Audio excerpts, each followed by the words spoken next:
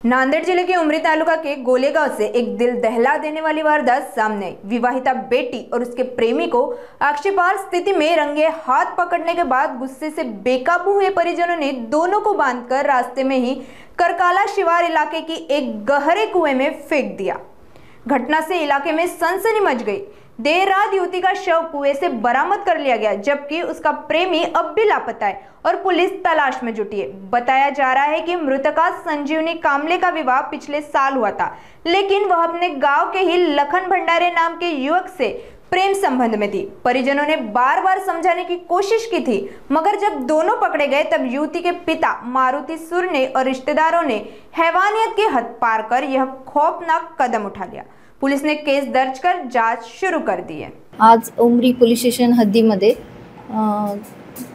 एका शेत शिवाऱ्यामधील विहिरीमध्ये आम्हाला 2 बॉडी आहेत अशी माहिती मिळाली। त्यावरून आम्ही शोध घेतला असता तिथे 2 बॉडीचा शोध चालू आहे। घटना थोडक्यात अशी आहे की संबंधित मुलगी जी आहे ती लग्न झालेली असून ती तिच्या नवऱ्याच्या गावी राहत होते आणि मुलगा जो आहे तिच्या माहेरच्या गावचा आहे आणि तो तिला भेटण्यासाठी तिच्या गावी गेलेला होता आणि ही तिच्या घटना तिच्या घरच्यांना कळाल्यानंतर तिच्या माहेरचे लोक गेले आणि त्यांना वापस घेऊन येताना रस्त्यातच मारलं आणि विहिरीमध्ये टाकलं असं थोडक्यात माहिती आम्हाला मिळालेली आहे। आणि सध्या मुलीची बॉडी मिळालेली आहे, आणखी मुलाची बॉडी मिळालेली नाही। पुढील घटनेचा जे आहे ते तपास आणखी पोलीस करत आहेत। या सध्या तरी 3 आरोपी आहेत आणि ते ताब्यात आहेत आणि पुढील अधिक तपास चालू आहे। मुलीने सर फोन करून त्याला बोलवून घेतली आणि माझा मुलगा गेला। तिथे गेल्याच्या नंतर त्याला पकडल्याच्या नंतर माझ्या मुलानं त्याच्या मित्राला फोन केला, महेंद्र मला फोन केला की तुमच्या मुलाला असं असं पकडलं।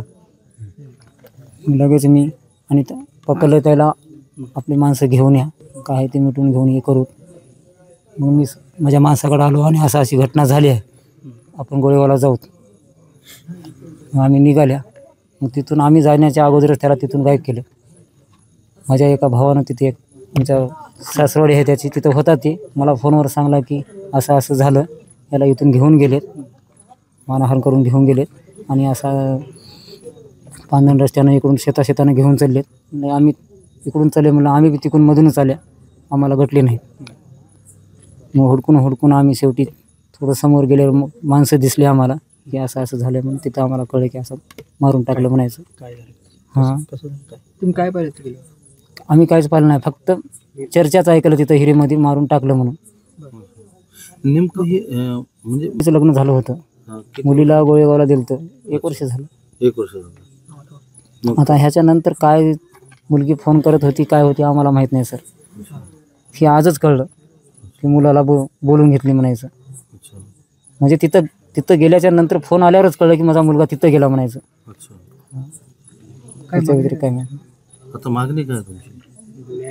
आता काय मागणी सर, एकतर माझ्या मुलाचं वय 18 झालेली नाही, 16-17 वर्षाचा मुलगा आहे माझा, न्याय भेटाव। कोण मारलं काय माहिती झालं? वडिलानं, पोरीच्या वडिलानं आणि तिघा बाप लोकांना मारले। म्हणजे कोण? मारुती सुरने, लक्ष्मण सुरने आणि महादेव सुरने।